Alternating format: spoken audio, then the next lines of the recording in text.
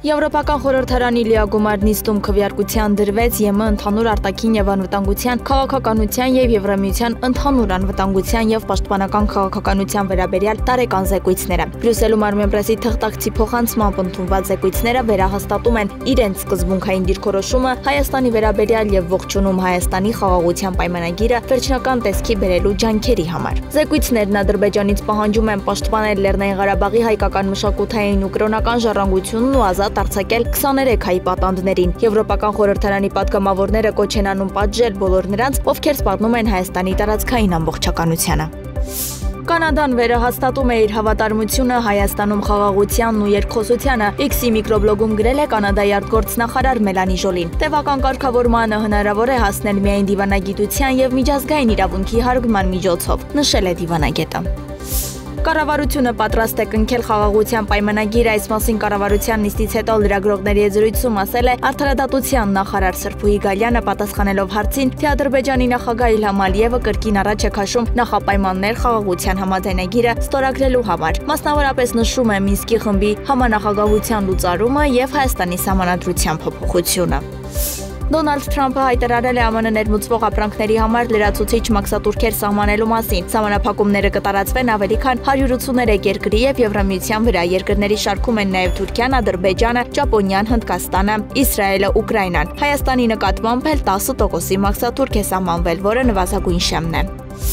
Հայաստանի եւ Ռուսաստանի միջև դիվանագիտական հարաբերությունների հաստատման 33-ամյակի կապակցությամբ Հայաստանի եւ Ռուսաստանի ԱԳ նախարարներ Արարատ Միրզոյանը եւ Սերգեյ Լավրովը փոխանակվել են ուղերձներով։ Հայաստանի արտաքին գործերի նախարար Արարատ Միրզոյանը նշել է, որ միջազգային հարաբերությունների փոփոխվող ճարտարապետության ժամանակակից պայմաններում կարևոր է շարունակել գործընկերային հարաբերությունները, հիմնվելով պետությունների շահերի վրա։ Ռուսաստանի Դաշնության արտաքին գործերի փոխնախարար Միխայիլ Գալուզինը Հայաստանի խորհրդարանի կողմից ընդունած Եվրոպական միությանը Հայաստանին անդամակցելու գործընթացի մեկնարկի մասին օրենքի նախագիծը Երևանի ինքնիշխան որոշումն է համարում։ Նա նշել է, որ անհնար է լինել միաժամանակ երկու հակադիր ասոցիացիաներում, ինչպիսիք են ԵԱՏՄ-ն ու Եվրամիությունը։ Հուսով ենք, որ ԵԱՏՄ-ին անդամակցության բոլոր օգուտները եւ ԵԱՏՄ-ի հետ խզման հետևանքով կորուստների մասշտաբները կբացատրվեն հայ հասարակությանը, որպեսզի նրանք ունենան իրականության օբյեկտիվ պատկերացում, նշել է փոխնախարարը։ Ռուսաստանն աջակցում է Հայաստանի Շանհայի գործակցության կազմակերպության աշխատանքներին միանալու գաղափարին, այս մասին լրագրողներին ասել է Հայաստանում Ռուսաստանի Դաշնության դեսպան Սերգեյ Կոպիրկինը։ Ապրիլի 3-ին անվտանգության խորհրդի քարտուղար Արմեն Գրիգորյանն ընդունել է Հարավային Կովկասի եւ Վրաստանի ճգնաժամի հարցերով ԵՄ հատուկ ներկայացուցիչ Մագդալենա Գրոնոին։ Հանդիպմանը քննարկվել են Հարավային Կովկասի անվտանգային իրավիճակը, առկա մարտահրավերները։ Զրուցակիցները մտքեր են փոխանակել Հայաստանի եւ Ադրբեջանի հարաբերությունների կարգավորման գործընթացի շուրջ։ Անվտանգության խորհրդի քարտուղարը մեկ անգամ եւս վերահաստատել է Հայաստանի պատրաստակամությունը շուտապույտ կնքելու խաղաղության համաձայնագիրը, որը տարածաշրջանը կուղղորդի դեպի հարատև խաղաղություն եւ կայունություն։ Անդրադարձ է կատարվել նաև Հայաստան-ԵՄ գործընկերության օրակարգի հարցերին։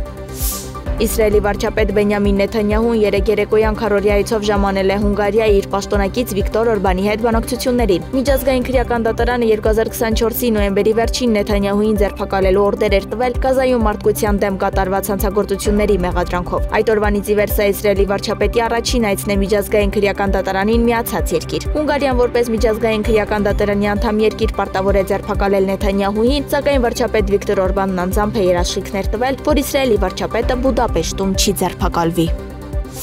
Լուսնի հետ 2024 UR4 աստերոիդի բախման հավանականությունը փոքր-ինչ մեծացել են։ Այս մասին ապրիլի 2-ին հայտնել է ԱՄՆ-ի օդագնացության եւ տիեզերական տարածության հետազոտությունների ազգային վարչությունը։ Աստերոիդը հայտնաբերվել է 2024 թվականի դեկտեմբերի վերջին Չիլիում գործող Atlas ցանցի աստղադիտակներից մեկի կողմից։ Աստղագետների հաշվարկներով այն կարող է մոտենալ երկրին 2032 թվականի դեկտեմբերի 22-ին։ Աստերոիդի չափը գնահատվում է 53-ից 67 մետր 10 հարկանի շենքի չափ։